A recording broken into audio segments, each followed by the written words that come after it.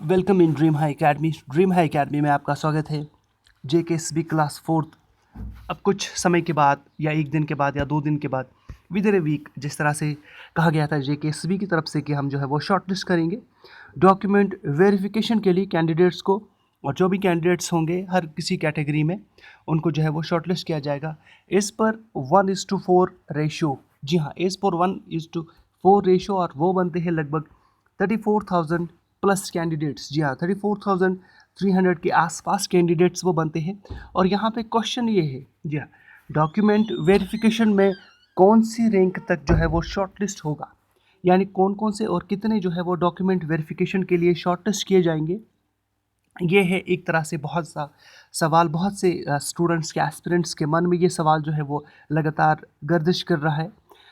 यहाँ पे मैं आपको एक चीज़ बताने वाला हूँ। सबको पोस्ट्स के बारे में पता है और हर एक को ये भी पता है कि उतने अपने अपने जो कैटेगरीज़ है उसमें कितने पोस्ट्स है। 8,575 पोस्ट्स टोटल है, और उसमें से अगर आप लोगों को याद होगा हर एक कैटेगरी में अलग पोस्ट से, यूटी के लिए अलग पोस्ट से, डिवीज़न कश्मीर के लिए, डिवीज़न जम्मू के लिए, और डिस्ट्रिक्ट के अलग अलग पोस्ट से, और हर एक जो है यूटी डिवीज़न और डिस्ट्रिक्ट्स में एससी के लिए, एसटी के लिए, ओएम के लिए, आरबीए के लिए, पीएसपी के लिए, सोशल कास्ट के लिए, और पीएसपी के लिए, पीडब्ल्यू सॉरी जी हाँ, बाकी जितने भी कास्ट उनके लिए अलग से जो है पोस्ट्स ऑलरेडी रखा है जेकेएसबी ने। अब बात यहाँ पे ये है कि क्या पहले जो है वो 34,000 जिनकी रैंक है उन्हीं को सिलेक्ट किया जाएगा या और भी आ सकते। अब यहाँ पे क्वेश्चन इस तरह से आ रहा है, देखिएगा आपको मैं कहता हूँ, अगर पहले पोस्ट्स में, जी हाँ, फॉर एग्जांपल 4,000 जो पोस्ट्स है वो सिर्फ ओएम के लिए है।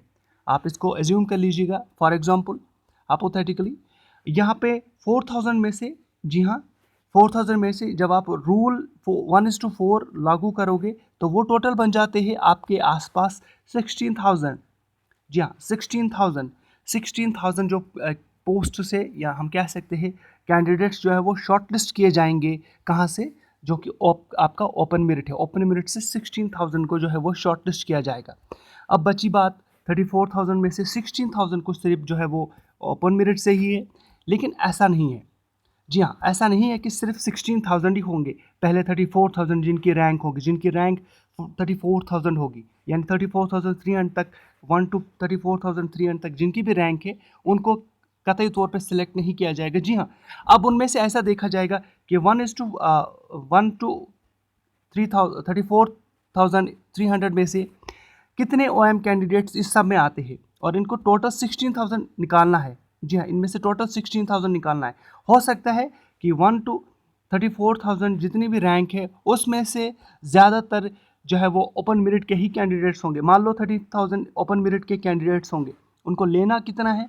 उनको लेना है 16,000। जी हाँ, उनको लेना है 16,000 ओपन मेरिट के कैंडिडेट्स को, यानी टोटल 30,000 जिनकी रैंक थी वो भी सिलेक्ट नहीं होते क्योंकि वो ओपन मेरिट से थे।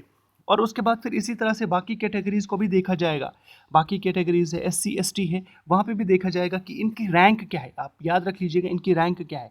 हो सकता है इनकी रैंक, किसी की रैंक 40,000 होगी एससी में, उसको भी जो है वो उसका नंबर आ सकता है। जी हाँ, 40,000, क्योंकि पहले हमने जैसे कहा कि 1 to 30,000 तक सिर्फ क्या होंगे, ऑलमोस्ट 30,000 जो है वो ओपन मेरिट वाले होंगे। ये आपको याद रखना होगा। अब बात है एससी की। एससी में भी जितने फॉर एग्जांपल 1,000 पोस्ट से लेना है इनको 4,000 है। टोटल जो है वो जो रैंक जिनको 1:4,000, जी हाँ, 1:4 रेशो में, 1:4 रेशो में 34,300 का जो है वो टोटल कैंडिडेट्स बन जाते। लेकिन ऐसा भी हो सकता है कि 1,000 जिनकी रैंक होगी, जो एससी कैटेगरी होंगे, उनकी रैंक 60,000 भी हो सकती है। जी हाँ, 60,000 भी हो सकती है अगर वो कैंडिडेट्स 1,000 आते हैं।